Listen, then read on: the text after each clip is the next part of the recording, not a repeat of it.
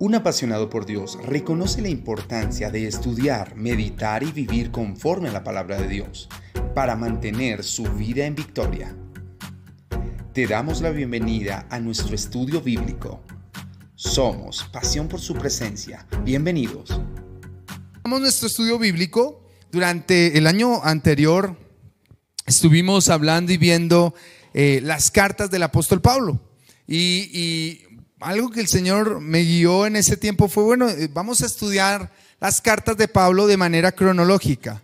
No es que la Biblia esté mal, solamente que tenemos una organización de los libros, pero algunos de ellos fueron escritos antes, otros después.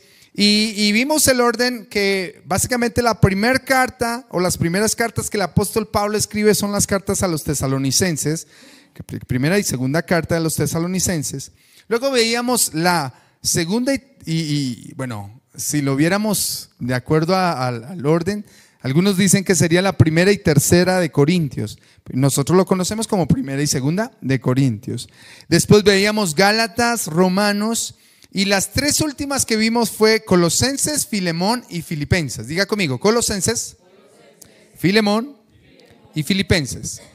Y en esta ocasión vamos a entrar a estudiar la cuarta, o sea, esas cuatro últimas ya les explico, que es la de Efesios. ¿Cuál vamos a ver? Efesios, ¿listo? Entonces, preste mucha atención, porque desde Colosenses, Filemón, Filipenses y Efesios, son cuatro cartas que el apóstol Pablo escribe desde la cárcel. Algunos hablan de que son las epístolas de la cárcel, así algunos denominan estas cuatro cartas del apóstol Pablo: Colosenses, Filemón, Filipenses y la que vamos a estar estudiando en este día, que es la de Efesios, o en estos días, ¿no? La de Efesios. Ahora, algo interesante,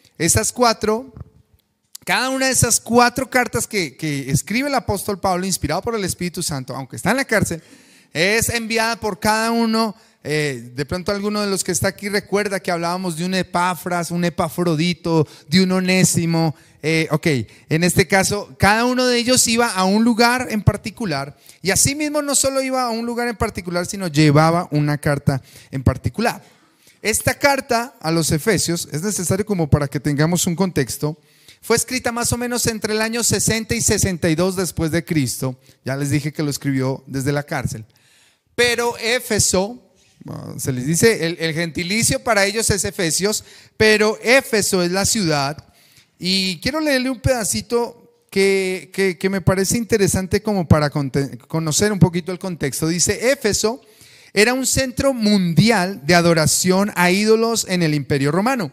Era el imán para la idolatría sexual, para la inmoralidad sexual, y para cualquier tipo de búsqueda de placer imaginable. Al mismo tiempo, filosofías impías y ocultismo espiritual competían por la atención del próspero mercado de la ciudad. Como quien dice, los Efesios o Éfeso, la ciudad como tal, era una ciudad completamente corrompida, un lugar de pecado, un lugar de maldad. Para el mundo lo mejor, pero a la luz del reino nada que ver, todo opuesto, ¿verdad?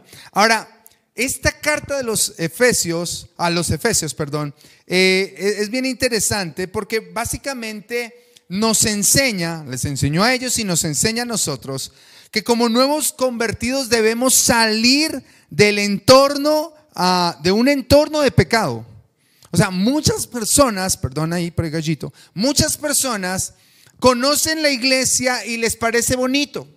Yo mismo he escuchado personas que dicen: es que allá en la iglesia cantan tan bonito, allá en la iglesia oran tan bonito, es que el pastor, hasta yo le resultó bonito, ¿no? Y gracias por lo que nos toca. Pero en realidad la idea no es que usted siga con un pie en el mundo y otro con la iglesia el miércoles y el domingo. No tiene sentido eso. Entonces lo que Pablo nos va a enseñar, o el Espíritu Santo a través de esta carta nos enseña, es cómo debemos convertirnos, salirnos de ese entorno, y necesitamos una nueva identidad. Diga conmigo, una nueva identidad. Radicalmente distinta a lo que hace ¿quién? El mundo. Ahora, esa nueva identidad, y me encanta, a mí me fascina no solo estudiar la Biblia y enseñársela, sino me encanta cómo el Señor poco a poco como que va engranando cada una de las cosas que Él nos está enseñando, ¿bien? Y esa nueva identidad usted y yo no la adquirimos porque sí o porque nos hagamos llamar cristianos, sino que esa identidad usted y yo la recibimos cuando nos unimos a Cristo. Escuche esto, la nueva identidad radical que necesitamos, que nos haga diferente al mundo como tal, es cuando nos unimos a Cristo y nos relacionamos con Dios. Si quiere tomar apuntes, anote de pronto esa frase. La nueva identidad la recibimos cuando nos unimos a Cristo y tenemos una relación con Dios. Eso es lo que nos hace o lo que nos da realmente esa identidad. Hay un pasaje bien interesante y fuerte a la vez, donde el Señor dice que en ese día muchos dirán: Señor, Señor, en tu nombre hice. ¿Se acuerdan? Algunos recuerdan ese pasaje, ¿verdad? Pero ¿qué dice la palabra del Señor? ¿Cuál es la respuesta que van a recibir? Nunca os conocí. Apartados de mí, nunca los he conocido. Y ahí es donde nos damos cuenta que no es una carácter, no es una, ¿cómo se diría? Como un rótulo que tú tengas de cristiano, sino que en realidad tú debes estar unido a Cristo y tener una relación, ¿con quién? Con Dios. Bien, sin más preámbulos vamos a ir a esta carta poderosa, tiene 6 capítulos y hoy vamos a ver el primer capítulo, hoy vamos hasta las 10 de la noche, no se afane. El primer versículo dice así, sería bueno lo del micrófono. ¿Sí lo tienes por ahí? Si tienes uno, por favor, que me prestes. Dice, voy a leer del 1 al 2. Mientras tanto, dice: Pablo, apóstol de Cristo Jesús, por voluntad de Dios, a los fieles creyentes en Cristo Jesús que están en Éfeso, que Dios nuestro Padre y el Señor Jesucristo les concedan gracia y paz. Hasta ahí, yo les aviso cuando. ¿Listo? Pablo, apóstol de Cristo Jesús, por voluntad de Dios, a los fieles creyentes en Cristo Jesús que están en Éfeso, que Dios nuestro Padre y el Señor Jesucristo les dé gracia y paz. Dígale a que está a su lado que usted tenga gracia y paz. Ahora, aquí, aunque no es el punto principal, una de las cosas que vemos claramente es que aquí el autor de esta carta, ¿quién es? Pablo, él mismo se presenta. Ahora, un paréntesis aquí, recuerde que la Biblia, uno de los significados de Biblia es biblioteca, y es así. En la Biblia usted encuentra diferentes tipos de literatura o de escritura. Hay poesía, ¿sí? Hay profecía, y en el caso de las cartas de Pablo se llama así, es una parte de epístolas, de cartas, tiene una forma. Y nos dice que el escritor, ¿quién es? Pablo. Ahora, algo que me llama la atención, 2 cositas más en este saludo que hace Pablo. Número 1, es que él dice que escribe a los fieles. Diga conmigo, fieles creyentes en Cristo. Y si en un momento nosotros, por ejemplo, y hemos tenido la oportunidad de compartir con otras congregaciones, cuando tenemos una oportunidad de reunirnos con otras congregaciones, quizás no todas son iguales, lo que nos une es que todos somos fieles, ¿qué? Muy bien, somos fieles creyentes en Cristo Jesús. Eso es lo que nos une. Aunque hayan los que danzan y los que no danzan, si son fieles creyentes en Cristo Jesús, eso es lo que nos une realmente. ¿Alguien dice amén? Ahora, en el caso particular del apóstol Pablo, al escribir este saludo, no es solo un saludo bonito, es decir, fieles creyentes, sino que recuerde en las cartas anteriores, ya Pablo empieza a escribir no solo a judíos, sino a ¿quiénes? A gentiles, ¿sí? Y entonces él empieza como a darse cuenta, venga, aquí no debe haber judíos a la derecha y gentiles a la izquierda o viceversa. No, realmente cuando entendemos de que somos creyentes en Cristo Jesús, nos debemos conectar como un solo cuerpo, como una sola iglesia. ¿Alguien dice amén a eso? Ahora, una segunda cosa o tercer cosa en este saludo que quiero resaltar. Hay una secta, eso entra dentro de sectas, hay una secta que habla de que, de hecho aquí los conocemos como los unitarios. No es que usted vaya a mirar mal a esa gente, pero ellos son, por ejemplo, ellos en sus iglesias tienen Iglesia Pentecostal Unida de Colombia. Ese unido es porque ellos tienen una doctrina que el Padre es Jesús, que Jesús es Jesús, que el Espíritu Santo es el Espíritu de Jesús, y ellos piensan que todo es ¿qué? Jesús. Y suena bonito, y ellos te argumentan con pasajes, pero si tú te das cuenta, en el versículo 2 dice que Dios nuestro ¿qué? No está ahí, el 2. Que Dios nuestro Padre, ¿verdad? Y el Señor.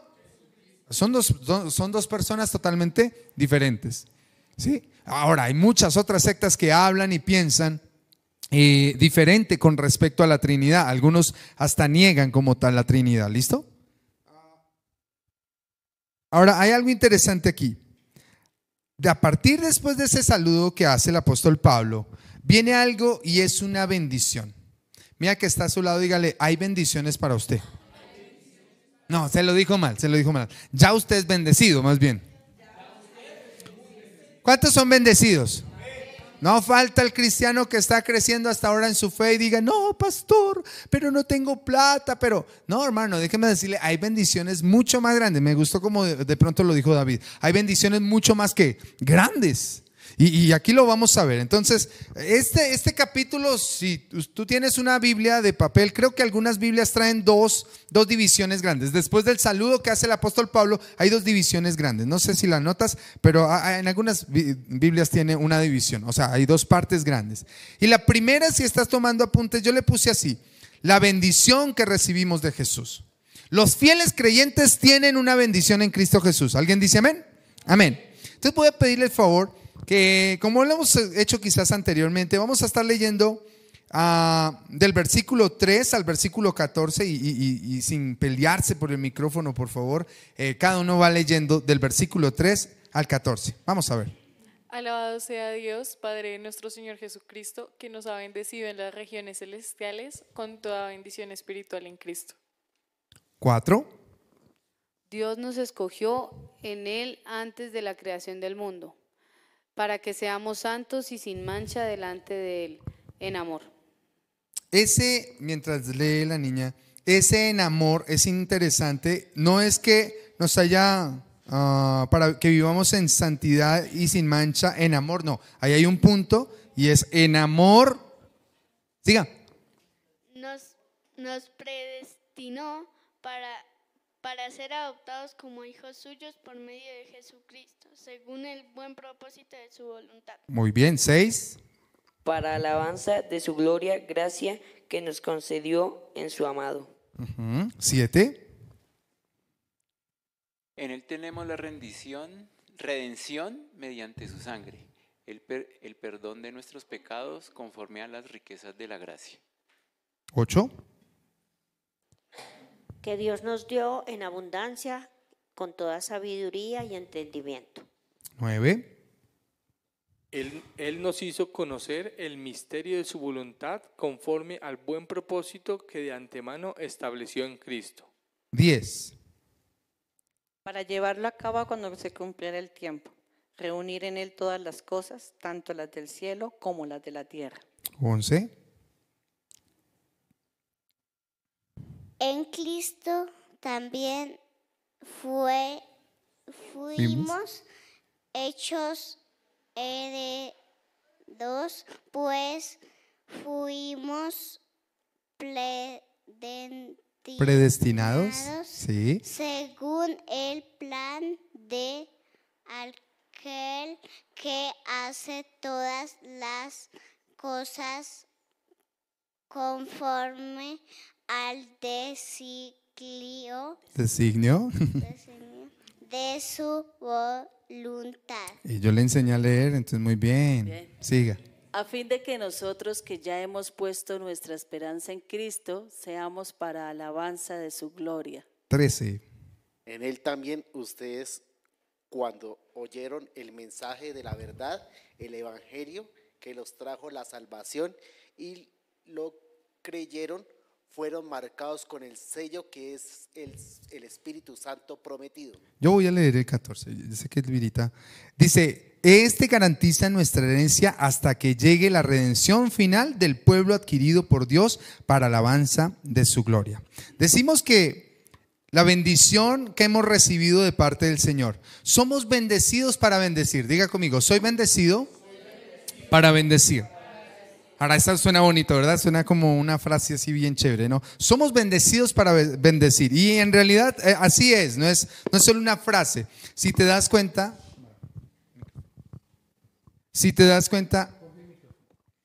dice el versículo 3: bendito sea Dios, Padre de nuestro Señor Jesucristo, que nos ha bendecido en las regiones celestiales con toda bendición espiritual en Cristo. ¿Alguien dice amén?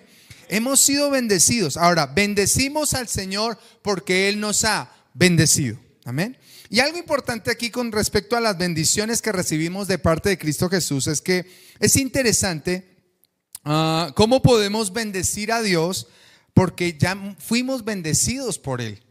Hay momentos donde pensamos que bendecir a Dios, estamos esperando a ver qué Dios nos da para poderle dar, cuando finalmente Dios siempre nos ha dado a nosotros primero. Y hay algo interesante, y es que Él habla de bendiciones celestiales. Diga conmigo, bendiciones celestiales. Ahora, muchas veces pensamos solamente en las bendiciones terrenales, ¿sí? Y lo interesante es que nuestras bendiciones no son terrenales. Ahora, no significa, preste atención a esto, no significa que Dios no te quiera o no te pueda bendecir con algo aquí en la tierra. Sí, soy claro en eso. Pero debemos entender que nuestras bendiciones no son terrenales, sino celestiales. Y lo interesante del caso es, o sea, nuestras bendiciones vienen del cielo. ¿Alguien dice amén a eso? Y el hecho de que sean celestiales, escuche esto, no las hace menos valiosas o menos importantes. Porque aunque usted no lo crea, existen muchos cristianos que por ignorar las bendiciones celestiales creen que las bendiciones terrenales son lo mejor. Ahora, el problema de ignorar las bendiciones celestiales es la siguiente. ¿Sabía usted que Satanás también puede darle riquezas a una persona? Sí. Ahora, no significa que todos los ricos sean porque el diablo los enriquece, eso hay que tenerlo claro. Pero hay que tener claro que no todas las bendiciones terrenales significa que vengan de parte de Dios. Muchas veces Satanás, aún a nosotros mismos, nos puede llegar a tentar, él no prueba, a tentar con bendiciones materiales y desviarnos del propósito de Dios. Nuestras bendiciones son celestiales. ¿Alguien dice amén? Todo lo contrario, las bendiciones celestiales son incalculables. Y ya ahorita le voy a ilustrar un poco más, porque la palabra misma se hace entender a sí mismo. ¿Listo? Ahora, yo recuerdo que había una canción de hace años. Qué pena, yo soy de los viejitos que crecí con coros, no digo coritos porque eso significa otra cosa. Y yo me acuerdo que había una canción que a mi pastor le gustaba mucho repetirla y repetirla. Y nosotros en el grupo de alabanza, cuando repetimos mucho una canción, decíamos, no, la quemamos. Pero a mi pastor, él no la quemó, él la tostó, ¿sí? Y había una canción que él decía, el gozo que siento yo, el mundo no me lo dio. Y bueno, se repetía. Y como no me lo dio, no me lo puede quitar, ¿sí? Y es interesante, pero así es. Las bendiciones celestiales son más importantes o más valiosas que las mismas bendiciones terrenales. Tenga usted presente eso, aprenda usted eso, porque no son cualquier bendición. ¿Listo? Las bendiciones que recibimos, según lo que dice la palabra del Señor. Ojo, algo también que quiero explicarle antes de entrar a las bendiciones que recibimos. Ojo, porque muchas personas o algunas predicadores, entre comillas, usan este pasaje de que tú ya tienes todas las bendiciones en las regiones celestes y le suman a eso diciéndole, el carro que tú necesitas ya está en el cielo, pídaselo al Señor para que se lo dé. La casa que tú necesitas ya está, esa es la bendición que el Señor te tiene en el cielo, pídasela que Él se la va a dar. Y todos decimos, amén. Pero en realidad no es eso. O lo que está diciendo el apóstol Pablo o lo que está enseñando el apóstol Pablo no es eso. Imagínese, la esposa, el esposo que usted le está pidiendo al Señor, ya el Señor lo tiene en el cielo. Entonces el Señor me tiene, es un ángel. Ahora, en mi caso sí me tuvo mi ángel, gloria a Dios. Doy fe de eso. Pero en realidad eso es así. No. Y es ahí donde nosotros tenemos que entender. Y aquí voy a tocar un punto bien interesante para algunos, pero bien importante para todos. La primera bendición, si estás tomando apuntes, es la predestinación. Anote eso por ahí en sus apuntes. ¿Cuál es la primera bendición? La predestinación. Y dice la palabra del Señor en el versículo 3 al 6 que leyeron, 4 al 6, porque del 1 al 3 era el saludo. Dice, Dios nos escogió en Él antes de la creación del mundo. Ojo con esto, por favor. Préstele atención a cada una de estas palabras. ¿Está bien? La predestinación es la primera bendición. Miren lo que dice. Dios nos escogió en Él, antes de la creación del mundo, para que vivamos como, hermanos, en santidad y sin mancha delante de Él. ¿Se acuerda que les dije que ahí va el amor pegado con el resto? Dice, en amor nos predestinó para ser aprobados como hijos suyos por medio de Jesucristo, según el buen propósito de su voluntad. Mira el versículo 6, para alabanza de su gloria, de su gloriosa gracia, que nos concedió en su amado. Ahora, ¿qué es la predestinación? Destinación, predestinación, son como dos palabras, ¿no? Ese pre significa antes, destina, pues del destino, ¿está bien? O sea, antes ya Dios sabía a dónde nos iba a llevar. ¿Alguien dice amén a eso? Ahora aquí viene, y por eso digo que es interesante, porque existe una discusión entre los cristianos. Quizás usted no lo sabe, se la voy a contar. Aún en las mejores familias hay peleas, ¿sí o no? Sí o no. No, en su casa es todo amor y gozo, gloria a Dios. Pero bueno, aún entre los cristianos existe una discusión que es lo que se llama calvinismo y arminianismo. Dígalo conmigo, calvinismo, arminianismo. ¿Qué es esa cosa, pastor? Ok, se lo voy a explicar rápidamente. Calvino es una persona que tenía una postura. ¿Cuál era la postura de Calvino? Calvino aseguraba que Dios ya había establecido quiénes eran salvos y quiénes no eran salvos. Esa es la doctrina o la postura de Calvino. Pero se levanta otro que es Arminio. ¿Quién es Arminio? Arminio después es el que se dice, no, lo que pasa es que Dios sí sabe quiénes se van a salvar, pero algunos se salvan porque deciden seguir a Cristo. Cuando usted escucha esas dos posiciones, usted dice, ¿con cuál me quedo yo? ¿Sí? Porque la predestinación como tal, el apóstol Pablo lo menciona ahí. Quiero que se fije por favor en el versículo 5 específicamente, aunque desde el 4, dice, Dios nos escogió ¿desde cuándo? Antes. Ahora, aquí hay algo que de pronto en domingos pasados veíamos. Escuche esto, Dios lo que inicia ya sabe cómo que termina. ¿Listo? Tenga presente eso. Dios lo que inicia ya sabe cómo termina. O sea, Dios no dijo, voy a hacer a Oscar y vamos a ver cómo nos va con el muchacho. A ver qué. No. Dios desde el momento en que pensó en Oscar, ya Dios sabe cómo usted va a terminar. ¿Alguien dice amén a eso? Lo mismo con cualquiera de nosotros. Ahora, son dos posturas que hay. Son dos discusiones que hay dentro del mismo pueblo de Dios hoy en día. Pero debemos entender algo, y le decía yo a mi esposa, porque algún día traté de explicárselo a ella y ella me gusta, ella es una mujer muy radical y mi esposa dijo, pues yo no soy ni calvinista ni arminianista, yo soy de Cristo y punto, y lo que diga el Señor y no lo que digan los hombres. Y ella tiene gran razón en eso, porque a veces terminamos peleando más la filosofía y el pensamiento de uno en vez de lo que diga la palabra de Dios. Ahora, lo interesante es que la predestinación no es ni de Calvino ni de Arminio, ¿es de quién? De Dios, está en su palabra. O sea, la doctrina de la predestinación sí existe, sí. ¿Por qué? Pues porque la Biblia lo dice. Voy a pedirle el favor a alguien que me ayude a leer Romanos 8. Tú los tienes, ¿verdad, corazón? Romanos capítulo 8, versículo 29 y 30. Da Vinci, ayúdame a leer esos dos. Porque a los que Dios conoció de antemano, también los predestinó a ser transformados según la imagen de su Hijo, para que en él sea el primogénito entre muchos hermanos.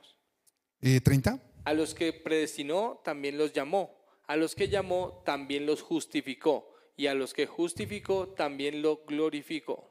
Fíjese que el apóstol Pablo ahí en el libro de Romanos también vuelve a hablar. A unos ya predestinó, o sea, ¿la predestinación es bíblica? Sí, ¿cierto? Y ahí él lo explica. Dios ya sabe quiénes son. Dios ya los escogió. Dígale al que está a su lado, Dios lo escogió a usted. Porque ¿sabe cuál es el detalle? Y tengo un familiar y a veces esas conversaciones familiares con él son muy particulares porque él empieza, ¿usted es calvinista o es arminiano? No. Sencillamente Dios me escogió. Porque a veces cuando terminamos peleando por esas posturas, terminamos, ¿será que usted sí es salva? Levante la mano los que son salvos. ¿Seguros? Pues, Gloria a Dios. Bendigo mi iglesia porque está segura. Y no lo dude, por favor. Usted es salvo. Si usted está aquí y ha escuchado el evangelio, es porque usted es salvo. ¿Alguien dice amén? Ahora, ahí es donde usted se debería preocupar. Si usted es salvo, pues sí, pastor, pero ojo, si usted tiene alguna duda con respecto a su salvación, asegúrese en el Señor. ¿Y cómo se asegura usted? A través o por medio de ¿qué? De la palabra del Señor. ¿Listo? ¿Qué dice 1 Corintios 2:7? Voy a pedirle el favor a Dieguito. Dieguito, aquí está en la pantalla si quieres léelo. Ayúdame con ese. 1 Corintios capítulo 2 versículo 7, ¿qué dice? Más bien exponemos el misterio de la sabiduría de Dios, a una sabiduría que ha estado escondida y que Dios había destinado para nuestra gloria desde la eternidad. Tenga presente, gracias Dieguito, la predestinación. Dios sabe todo. Diga conmigo, Dios ya lo sabe todo. ¿Sí? Entonces dicen amén a eso. Otro último pasaje que encontramos ahí es en Efesios 1:5, donde dice: nos predestinó para ser adoptados como hijos suyos por medio de Jesucristo, según el buen propósito de su voluntad. Y el 11 también ahí mismo en Efesios 1:11 dice: en Cristo también fuimos hechos herederos o escogidos, dice otra versión, pues fuimos predestinados según el plan de aquel que hace todas las cosas conforme al designio de su voluntad. Escuche esto. La gran bendición que usted y yo debemos entender es que hemos sido elegidos por Dios. Fuimos elegidos por el Señor.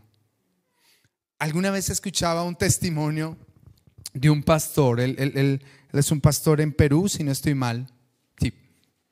Sí, en Perú. Y es bien interesante porque este pastor pastorea una iglesia grandísima. Hijo de pastores es él. Y es interesante, por más hijo de pastores, él pues tuvo en su juventud una vida como medio disparatada.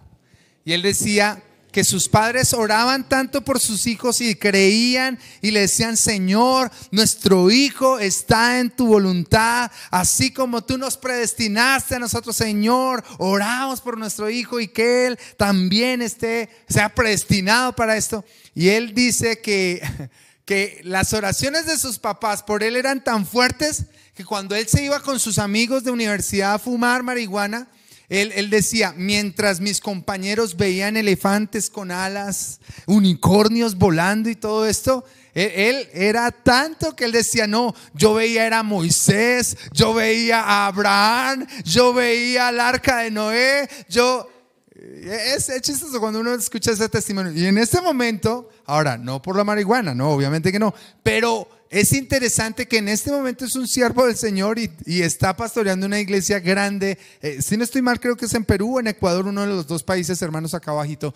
Y Dios lo usa. Es porque Dios te eligió. Y yo no sé a cuántos de pronto los que están aquí antes de conocer a Cristo, he escuchado testimonios de personas que van al trabajo y preciso el compañero es cristiano y le habla de Cristo. Va a la panadería y la mesera es cristiana y le habla de Jesucristo. Y aunque él diga: no quiero más, no, a donde vaya siempre va a escuchar ¿qué? Jesucristo. ¿Sabe por qué? Porque es que Dios tiene un plan y ya Dios designó. Y así usted se vaya a la Conchinchina, si Dios lo tiene a usted, tarde que temprano, ahí va a estar. ¿Alguien dice amén a eso? No es porque usted y yo seamos buena gente. Mira que está a su lado, dígale con confianza, dígale: no es porque usted sea buena gente. Dios te eligió. ¿Cuántos tienen algo bueno por lo cual el Señor? Ay, no, es que ella es tan bonita. Mira, es que esos ojitos tan lindos. Esta es la salvo. ¿Será que Dios hace eso? No. Se llama gracia. ¿Cuántos dicen gracia? Entonces, fíjese que el argumento de los arminianos, entonces, ¿para qué si Dios ya nos predestinó? Escuche, porque esto es importante que usted aprenda o lo aprendamos.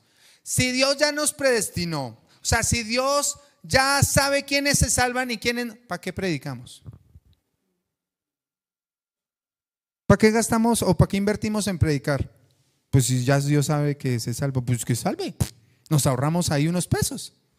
¿Sí o no? ¿Tiene sentido ese argumento? Pues la pregunta sí, pues, bueno, si el Señor, entonces ¿para qué me voy a poner a predicar? La respuesta es muy sencilla, hermanos. Dios no solo determina quiénes se salvan, sino que Dios determina el medio como nos salvamos. Si quiere, anote eso en sus apuntes en algún lado. porque posiblemente usted se va a encontrar con cristianos que pelean por esa cuestión. Sí, somos predestinados, sí. ¿Por qué estoy seguro? Porque es que el Señor me salvó, punto. El Señor me perdonó mis pecados, sanó, cambió mi vida. ¿Alguien dice amén a eso? Punto, sí. Entonces, ¿para qué voy a predicar? Pues porque Dios también tiene un medio. ¿Cuál es el medio con el cual usted y yo llegamos a la salvación? Se llama la predicación. Y aquí hay un pasaje, no se lo voy a dejar leer a nadie, lo quiero leer yo porque me encanta. Primera de Corintios capítulo 1 versículo 21 dice: ya que Dios en su sabio designio, ¿sí está ahí en la pantalla? Sí. Ya que Dios en su sabio designio dispuso que el mundo no lo conociera mediante la sabiduría humana, tuvo a bien salvar, ¿qué dice? Mediante la locura de la predicación a los que creen. Si usted es salvo, sí, Dios lo tenía elegido. ¿Alguien dice amén? Amén. Pero ¿cómo usted supo, cómo usted llegó a ese designio de Dios? Porque alguien te predicó la palabra de Dios. Ahora, es por ese medio que nosotros somos salvos. Romanos capítulo 10 versículo 14, si quieren anotar esas citas bíblicas, dice: ahora bien, ¿cómo invocarán a aquel a quien no han creído? ¿Y cómo creerán en aquel a quien no han oído? ¿Y cómo oirán si no hay quien ¿qué? Les predique? O sea, claro, Dios ya sabe quiénes se salvan, quiénes no, pero Dios lo hace por medio de la predicación. ¿De qué predicación? Del evangelio de Cristo. Ahora, hermano, ¿cuántos creen? Vamos a hacer aquí una democracia porque ya aprendimos eso.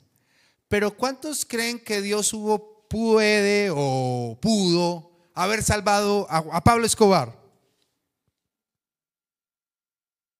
No, pastor, pero ese señor era malo. Uy, pero ese señor perverso. Ok. Pero fíjese, ahora, escuche esto. ¿Quién de los que está aquí presentes sabe o no sabe si alguien le predicó a Pablo Escobar? ¿Me entiende lo que le digo? Porque ¿qué lo lleva a la salvación? La predicación del evangelio. No, pastor, pero es que él no hizo el discipulado, él no hizo las escuelas, eso está ya quemándose en la paila de no sé dónde. No, hermano, eso es. ¿Qué hizo Jesús cuando estaba en la cruz del Calvario? Dice la Biblia que habían dos. A ver, ¿qué le dijo al uno? O mejor, Señor, acuérdate cuando estés en tu reino. Ahora, cuando leemos esos pasajes, en estos días de hecho lo estuve estudiando también, y es interesante, uno lee la conversación del tipo que está ahí colgado diciéndole: Señor, acuérdate. ¿Y cómo estaba Jesús? ¿Tomando Coca-Cola? Jesús estaba golpeado, sangrando. Pero el que le dice: hoy estarás conmigo. Sí. Hoy estarás conmigo, ¿en dónde? En el paraíso. El amor de Dios es grande. ¿Alguien dice amén? La salvación se alcanza gracias a que hay que predicar el evangelio. Entonces tú debes predicar, yo tengo que predicar. Y cuando hablamos de predicador, no es solamente la persona que se para aquí adelante. Tú y yo debemos predicar a donde vamos. Tenemos que testificar, hablar del evangelio, hablar de Cristo a donde estemos, en la tienda, a nuestra familia, a nuestros amigos, porque solo Dios sabe si esa persona se salve. Pero es que no vino a la iglesia. Ese no es problema tuyo, perdón que sea tan sincero. Pero la bendición de la predestinación se da gracias a que la palabra del Señor es predicada. La parábola del sembrador no dice: y el sembrador salió a sembrar a la buena tierra. No, ¿qué dice la palabra del Señor? Y esparcía la semilla, que es diferente. Y si tú has leído esa parábola de Mateo, te darás cuenta que la semilla cayó en el camino, que la semilla cayó entre piedras, pero hay una semilla que sí cae, que sí es efectiva y que sí va a dar un fruto para la gloria del Señor. ¿Alguien dice amén? ¿Somos predestinados? Sí. No se preocupe, confía en el Señor. Ahora lo que tenemos que nosotros saber, porque hasta ahí todo va bien, y muchos pelean por la predestinación y por esas dos posturas que les acabo de explicar. Pero lo interesante, hermano, no es solamente que usted es salvo. Dígale a alguien cerquita, dígale: felicitaciones, eres salvo. ¿Ahora qué? Porque a veces, ay, sí, yo soy salvo, me voy para el cielo y no hago nada. ¿Se acuerdan el dilema del evangelio que fue historia y que quedó allá en la historia? No, nosotros creemos que el evangelio es completo y la parte que hizo falta en esa historia es: ahora que somos salvos, ¿para qué somos salvos? O sea, si tienen la salvación, créeme, es tan absurdo. Sentémonos a esperar la venida del Señor. No, el Señor te salvó para ser parte del propósito. Y quiero que te fijes en el versículo 4. Dice que fuimos predestinados para, versículo 4 si me ayudas, y tú, amor, que sabes resaltar esas partes. Dice, para que vivamos en santidad y sin mancha delante de ¿qué? De Él. ¿Eres salvo para qué? Para vivir en santidad. O sea, la bendición de haber sido predestinado, yo puedo vivir en santidad. Y cuando tú lees estas verdades en la palabra del Señor, quiere decir que si tú estás luchando con un pecado, tienes que pedirle el perdón al Señor por tu pecado, pero tienes que hacer algo, y es arrepiéntete de tu pecado. Y el arrepentirte es busca otra dirección que deje de llevarte al mismo ¿qué? Pecado.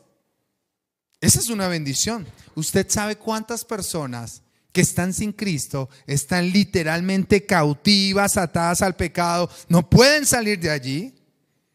El versículo 5 también dice que la predestinación es para ser adoptados como hijos suyos por medio de Jesucristo. La predestinación no solo es que vas a ser salvo, es que ya eres hijo. Es como decirle, Xiomara, tú eres mi hija y hasta que cumplas 20 años te voy a bendecir. No, yo creo que desde el momento en que ella nació ha tocado bendecirla, ¿sí? Y algo así pasa con nosotros. ¿Alguien dice amén? Somos hijos adoptados del Señor. Y lo tercero en el versículo 6, para alabanza de su gloria, de su gloriosa gracia. Escúcheme bien. Lo primero entonces, para vivir vidas en santidad y sin mancha. Lo segundo, para ser hijos de Dios o adoptados hijos suyos. Pero lo tercero es, su vida debe ser una alabanza a Dios. Alguien diga amén a eso. ¿De qué te sirve saber que eres salvo si tu vida no alaba a Dios? Todo lo que nosotros hagamos debe ser como para el Señor. La segunda bendición que encontramos en este pasaje está en el versículo 7. Dice, en Él tenemos la redención mediante su sangre y el perdón de nuestros pecados conforme a la riqueza de su gracia. Si está tomando apunte, la primera bendición es la predestinación. La segunda es redención y perdón. ¿Qué es redención? Rápidamente se lo quiero explicar. Redimir es quitar la culpa. Si usted hizo algo, si usted debe, ¿cuántos les gustaría? ¿Cuántos tienen alguna deuda por ahí con el vecino, con el tío? Ok. ¿Cuántos les encantaría que un día se levantaran y le dijeran, ya no debe usted nada? Amén, gloria a Dios. Todos nos pusimos contentos. Señor, sácanos de esas, ¿sí? Pero eso es redimir. Que el Señor pagó el precio de nuestros pecados. ¿Cuántos dan gloria a Dios por eso? Que nos perdonó. Hermano, eso es una bendición. ¿Cuánto vale su salvación? Yo creo que nada se compara a la sangre de Cristo. Nada se compara al sacrificio de Cristo. Por eso es que empezamos a entender que las bendiciones celestiales quizás no son económicas como lo sabemos ver en el mundo. Quizás no son de un X tamaño, pero son incalculables. ¿Alguien dice amén a eso? Tercer bendición, sabiduría y entendimiento. En el versículo 8 dice, la cual Dios nos dio en abundancia con toda sabiduría y entendimiento. Diga conmigo, sabiduría y entendimiento. Usted y yo debemos tener y desarrollar ¿qué cosa? Sabiduría y entendimiento.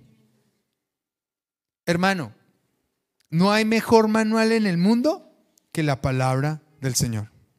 Durante este tiempo hemos estado hablando de reino y hermano, la constitución del reino es esta, la palabra de Dios.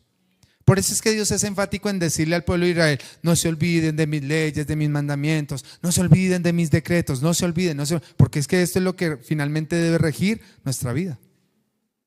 Yo no le puedo pedir al mundo, escúcheme bien, yo no le puedo pedir al mundo que haga algo bueno o algo bien, porque ellos no están gobernados bajo la palabra del Señor, no tienen la sabiduría de Dios. ¿Listo? Y el último, el último regalo que nos dice la palabra del Señor, y póngale atención, nos reveló su misterio. Dios nos reveló su plan. Y esa es la parte bien interesante. Si leíste conmigo, dice el versículo 9, Él nos hizo conocer el misterio de su voluntad conforme al buen propósito que de antemano estableció en Cristo. Présteme atención por un momento, por favor. En el Antiguo Testamento, Adán y Eva pecan. Y en el momento donde Adán y Eva pecan, si usted sabe la historia, Dios los llama a cuentas, Dios le da una promesa al hombre y es que de la simiente de la mujer nacería alguien que le daría en la cabeza al enemigo, ¿sí? Él te herirá al talón, pero tú le herirás a la cabeza. Esa es una promesa de que iba a venir alguien que los iba a redimir. Alguien te va a invitar pollo asado. Amén, gloria, eso es fe. Y pasa un día y tú miras a los hermanos de la iglesia.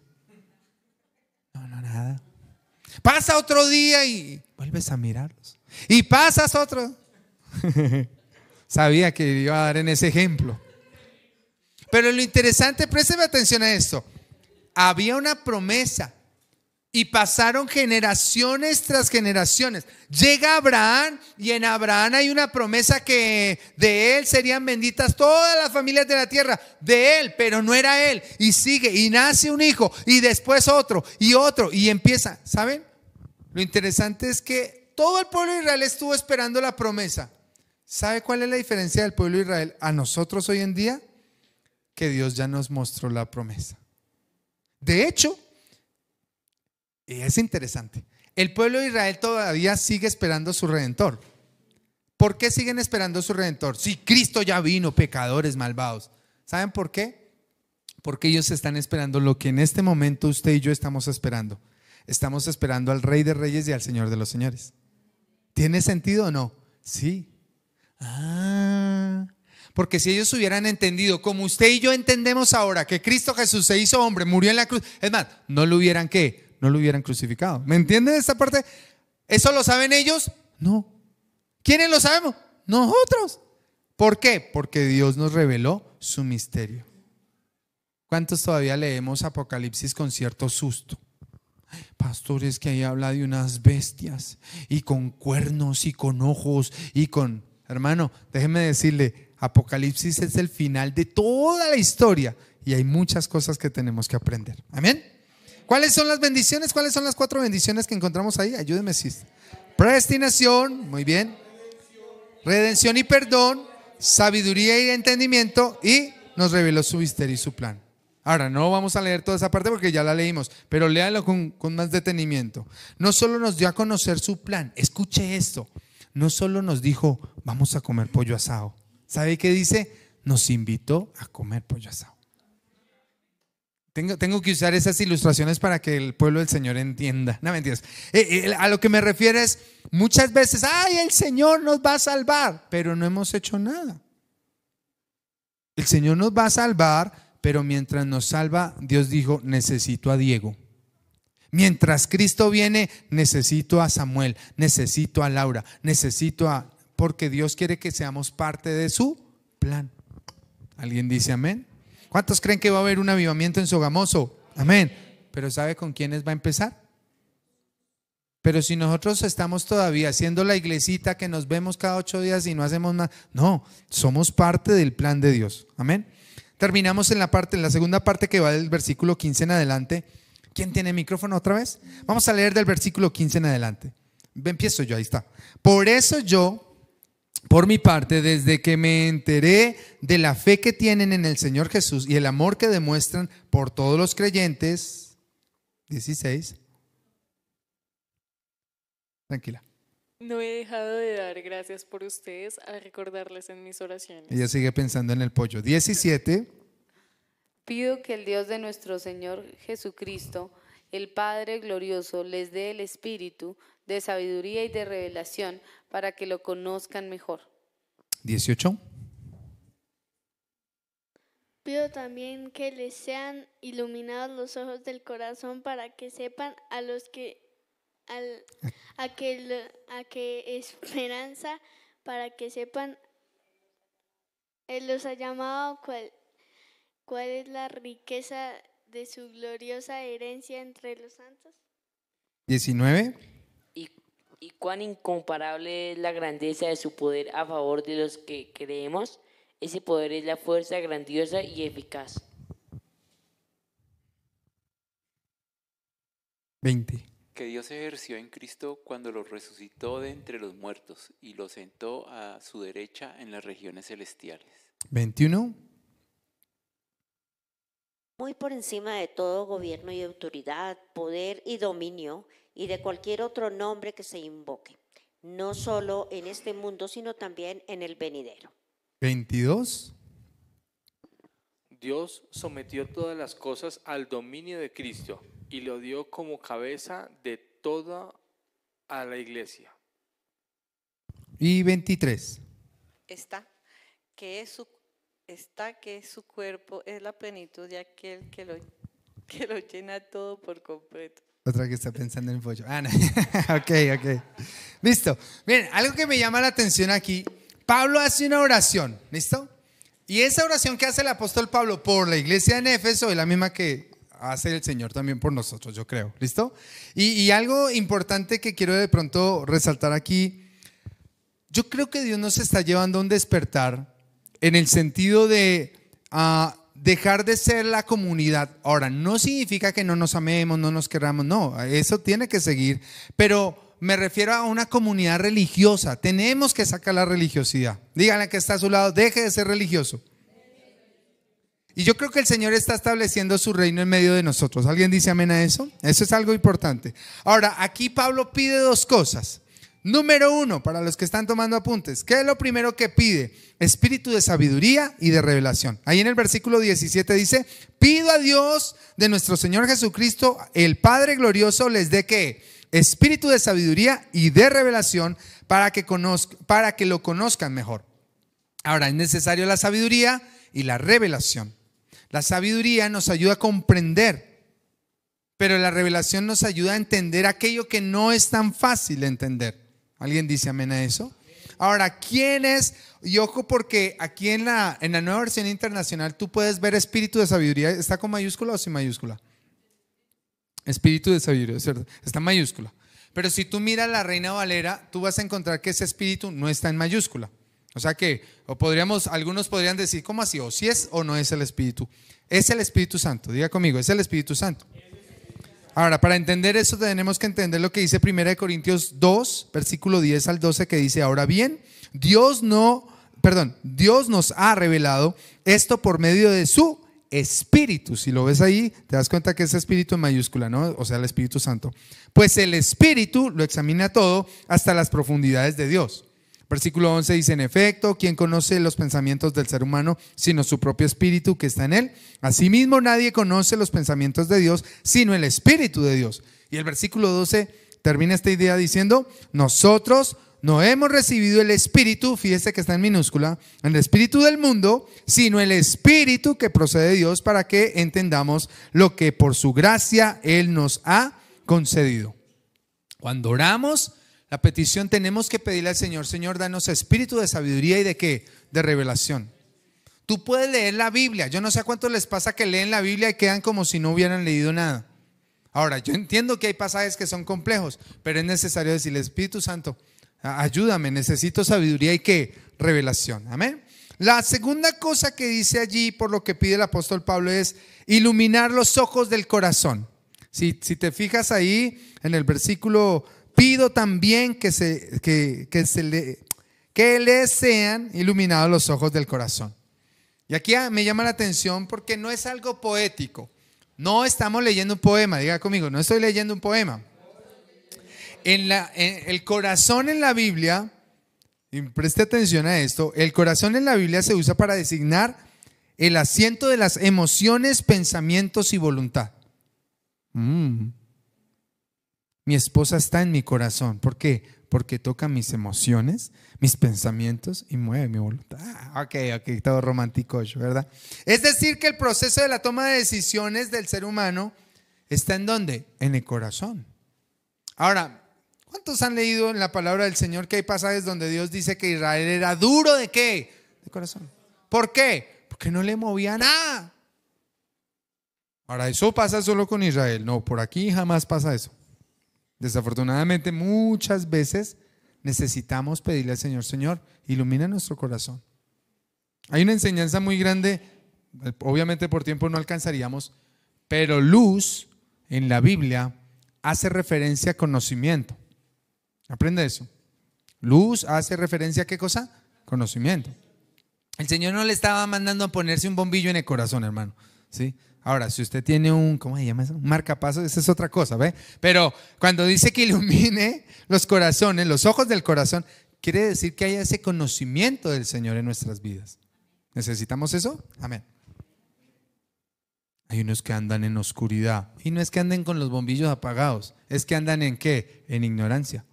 Lo contrario de la luz es tinieblas, ¿verdad? Oscuridad. Y si la luz es conocimiento, las tinieblas representan ¿qué? Ignorancia, no conocimiento. Ahí, muy bien. Dice ahí en el versículo 18 y 19. Ahora, ¿para qué necesitamos que ilumine? Para saber a qué esperanza Él nos ha llamado. Hermano, usted tiene que saber para dónde va.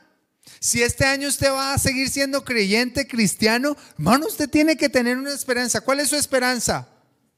Que baje de peso, que haga ejercicio. No. Su esperanza, hermano, está en Cristo. Porque si el Señor viene este año, yo no sé usted, pero yo me voy. Amén. Amén, eso dice. ¿Cuál es la riqueza de su gloriosa herencia en el pueblo santo y cuál incomparable, es la grandeza de su poder a favor de los que creemos? Ahora, finaliza este pasaje con dos cosas interesantes. La argumentación de Pablo, todo eso que él está diciendo, Señor, dale ese espíritu de sabiduría y revelación, Señor, ilumina los ojos de su corazón para que entiendan todo esto. Me encanta es que lo basa única y exclusivamente en Cristo. Cristo Jesús es la base de todas nuestras vidas. ¿Alguien dice amén a eso? Ahora, si tú lees del versículo 19 al 21, habla de los efectos, de lo que Cristo vivió, de lo que Cristo hizo. Y cuando tú te das cuenta de todo eso, termina en algo poderoso ese pasaje diciendo, pero me ubico yo acá en el pasaje, dice, verso 22, sí. Si tienen ahí sus Biblias, en el versículo 22 dice, Dios sometió todas las cosas al dominio de Cristo. ¿Dios sometió qué cosa? Todas las cosas al dominio de Cristo. Ahora, ¿lo dio como cabeza a quiénes? ¡Wow! Es interesante esta parte. La autoridad y el poder que Dios tiene en el cielo y en la tierra, ¿se lo entrega a quién? Porque la iglesia es el cuerpo de Cristo. Ahora, por tiempo, vuelvo a decir, si tú lees los versículos anteriores, el Señor Jesús tiene autoridad en el cielo y en la tierra. Si Dios lo permite, si no ha venido por nosotros. Este domingo espero compartirles cuál es nuestra posición dentro del reino, que es algo que usted y yo debemos entender y conocer. Pero es interesante, la autoridad el Señor la delegó a la iglesia. Por eso la iglesia, perdónenme, y es algo realmente apasionante entender esta parte, la iglesia no es un ente meramente religioso, no puede ser eso. Porque si la iglesia se conforma con ser un ente religioso, te pregunto yo, ¿cuántas religiones hay en el mundo? Y no es cuál religión es la mejor, bájese del curubito, hermano. Es entender de que nosotros tenemos una posición de reino. O sea, cuando, y eso creo que ese capítulo me corresponde a mí, es en Efesios donde nos habla vestirnos ¿con qué? ¿Con la sotanita? Con la armadura. O sea, y ahí es donde uno empieza como, toda la Biblia va dirigida en esa parte de reino. ¿Alguien dice amén a eso? Usted tiene autoridad. Mira que está a su lado, por favor, dígale, usted tiene autoridad. Dios le dio autoridad. Pastor, o sea que yo sí puedo orar por un enfermo. Ore. Pastor, o sea que yo puedo, hágalo, porque usted tiene autoridad en el nombre de ¿quién? Ahora, ¿dónde están los límites de su autoridad? Es que en el nombre de Jesús, Señor, me vas a dar una esposa nueva. No sea bruto, eso no está en la Biblia. Señor, te pido, llévate a mi, qué sé yo. Eso no está en la Biblia. La autoridad que usted y yo operamos está ¿en dónde? La palabra del Señor. Perdónenme por lo bruto, pero pues es que en serio que hay unos que se fajan. ¿Me entiende? Y terminamos. Dice ahí el último versículo, el versículo 23. Espérenme, me ubico yo acá. Esta, que es su cuerpo, es la plenitud de aquel que lo llena todo por completo. Efesios arranca diciendo, iglesia, aunque ustedes vivan en un mundo terrible, ustedes tienen una identidad. Y no porque se lo diga el apóstol, no porque se lo diga el pastor, sino porque Cristo nos ha dado autoridad. Tenemos autoridad en el nombre de Jesús. Y algo que yo les decía el domingo, cuando usted y yo empezamos a entender eso, créame que el enemigo va a empezar a verlo a usted con otros ojos. Porque es que no voy a orar a ver si... No, yo oro en el nombre de Jesús y los demonios tiemblan ante el nombre de Jesucristo. Cuando usted reprende un demonio, pastor, pero es que ¿qué tal que los demonios se me metan? No. Entonces usted no ha entendido la autoridad que tiene en el nombre de Jesús. He tenido la oportunidad de estar en liberaciones y esas manifestaciones así estilo película. Y déjeme decirle, es impresionante cuando usted a un demonio le dice en el nombre de Jesús, se calla. Yo me imagino por un momento los demonios lo miran a usted con rabia, pero ellos están mirándolo a usted para mirar si usted tiene, no si tienen autoridad, perdón. Yo creo que los demonios lo miran a uno es para ver si usted realmente está convencido de esa autoridad.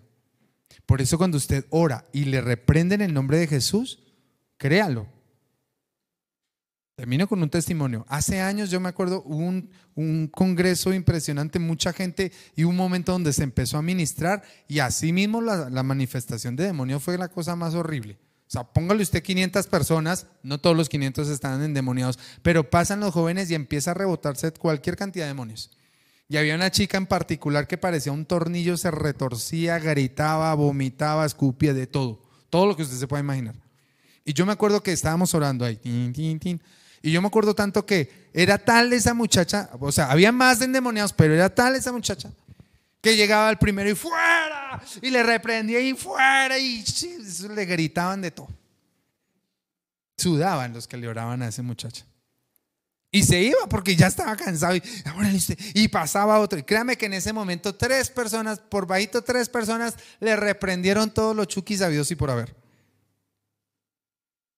Y lo interesante es que seguía igual. Entonces ahora, esto, toda la gloria es para el Señor. Solamente le estoy contando la experiencia. No es que el pastor es más poderoso. No. Yo me acuerdo que en ese momento, creo que de hecho ni siquiera todavía era pastor y era líder de jóvenes. Y yo me acuerdo que en ese momento yo me acerqué y miré alrededor. Entonces se notaba, esos son los amigos que hasta un endemoniado necesita, que no lo abandonen en esos momentos. Entonces se notaba que habían unas amigas ahí. ¿La conoces? ¿Cómo se llama? Pongámosle Pepita. Entonces, Pepita. Entonces yo me acuerdo que yo me acerqué a Pepita. Me la acerqué, horrible, obviamente, pero me acerqué, no horrible yo, no, lo que estaba pasando ahí. Y me acerqué y le hablé al oído y le dije, Pepita, no se llamaba Pepita, solo un ejemplo. Pepita, sé que usted me entiende y usted va a hacer esta oración conmigo. Apenas, así era horrible. Entonces yo me acuerdo que le dije, diga, soy libre en el nombre de Jesús. Y apenas ella se notó que lo intentó porque se retorcía, me acuerdo, era horrible. Y yo le dije, yo sé que tú no puedes hablar porque hay un demonio que te está oprimiendo y que te tiene poseído en este momento. Pero empieza a decirlo en tu mente, soy libre en el nombre de Jesús. Y ahora yo voy a orar, yo sé que tú me estás escuchando y yo voy a orar por ti. Pero mientras yo oro, solamente pídele eso, o vas a decir eso, soy libre en el nombre de Jesús. ¿Está bien? Y apenas se retorció. Entonces conste que ya le hablé, le di instrucciones. Porque es que cuando hay una manifestación de demonios, no es que la persona se va a dar una vuelta mientras el demonio lo revuelca, está ahí. Lo más horrible de una manifestación demoníaca, hermano, ¿sabe qué es? Saber que usted está ahí, pero que usted es su cuerpo, que usted está hablando con una voz que no es usted, que se está moviendo, pero no es usted. ¿Sí? Más o menos tienen la idea. Ok. Entonces, en el nombre de Jesús, ahora todo espíritu inmundo en el nombre de Cristo Jesús, yo lo ato y lo echo fuera. Le ordeno que salga en el nombre de Jesús. Cuando yo le hablé al demonio en el nombre de Jesús, ella empezó a decirlo como entre lengua, o sea, trabado. ¿Sí me hago entender? Entonces hubo un momento donde se estiró y ella trataba de decirlo. No le miento, hermano, aquí en el cuello se le formó una bola horrible. Entonces yo no tuve que tener tanto discernimiento para decir, ¿dónde estará el demonio? No, ahí estaba. Y me acuerdo tanto que le puse la mano en el cuello, porque sabía que el demonio estaba ahí. Sabía que el demonio no se me iba a pegar, ni, ay, guaca, fuera. No. Le puse la mano en el cuello y le dije por segunda vez, ahora mismo en el nombre de Jesús, fuera de ahí. ¡Ah! Y se fue. La muchacha quedó libre. Fue interesante porque literal, los demonios son transparentes. No había, ay, mira, Iván, no, salió, fuera, en el nombre de Jesús, salió. Y se notó porque apenas Le dije que salieran en el nombre de Jesús. Eso que había aquí, literal, es que no les miento, como algo inflamado acá, se fue. Y ella apenas, salieran en el nombre de Jesús, salieran en el nombre de Jesús, salieran en el... ¿Hay poder en el nombre de Cristo? Sí. ¿Da susto? Sí. Es feo. Pero cuando usted, y esto se lo estoy enseñando, vuelvo a decir, para que usted y yo entendamos que hay poder en el nombre de Jesús. Le tengo una buena noticia. No siempre tiene que haber una manifestación de demonios. Hay gente que viene a la iglesia atada por demonios. Usted no se imagina. Hay gente que viene al culto.